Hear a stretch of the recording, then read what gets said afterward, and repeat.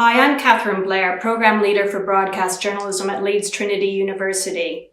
Teaching through a pandemic was something none of us could have anticipated. It kind of caught us on the back foot back when we were forced to suddenly work from home back in March 2020.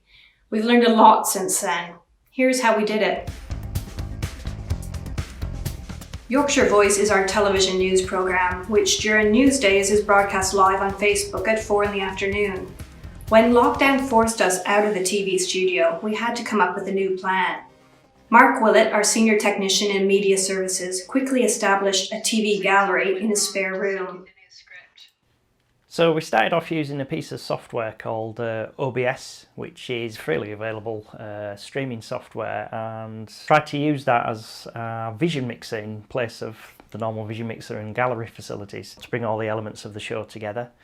And the students would send me their packages in advance, and I would load them in along with the titles and any graphics that were needed and kind of queue them off in OBS. The trickiest part really was getting the students in as presenters, and originally I was cutting them out of cropping them out of a Teams image, which kind of worked. But soon I discovered that NDI technology is now integrating really well with Teams, so I could get a clean feed from anybody in a Teams meeting into OBS as a clean source and mix them in with the other elements of the programme.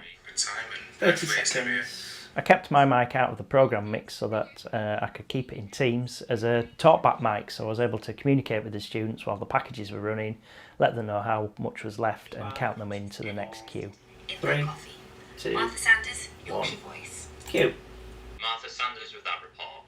I then used NDI again to output the main programme from OBS to another device just to split the workload, and on that device ran a piece of software called StreamYard, which played the programme out on our Facebook page and YouTube channel. Initially, we tried using our Yorkshire Voice banner as a virtual background, but eventually settled on a shot of our TV studio itself. Hello and welcome to Yorkshire Voice. My own setup included getting a lot of kit myself, so I got some decent lights, a green screen. This was to help make the teaching experience a little more interesting.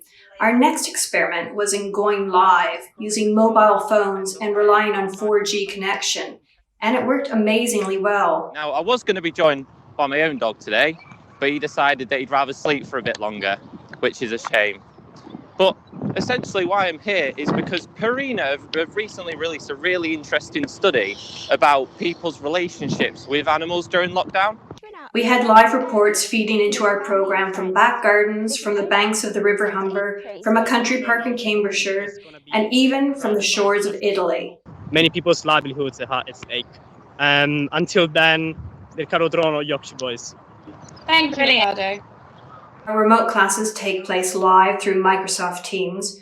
We've had to teach using videos, but we had access to our script writing software, ENPS, through remote access to the computers on campus. And students were able to download Adobe Premiere for free in order to edit.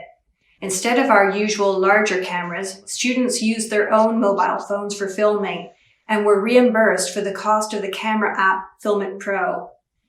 They were sent tripods and lapel mics to use for filming too. To make the most of being remote, we made links internationally. We've partnered with Breda University in the Netherlands, and our students are pitching their news stories to each other and receiving feedback. I'm Lydia O'Neill. And I'm Olivia Townsley, also in Leeds. And we've divided our second year TV class in half, with each producing a news programme. The best one will be put forward for Leeds Trinity's inclusion in the Global News Relay, which includes programmes from 10 universities across the world and will allow our student presenters to co-host with those in Hong Kong. So that's how we've managed to keep our TV journalism teaching going through lockdown. Many of those aspects are things that I'm sure will keep with us long after lockdown is over and we're back teaching face to face.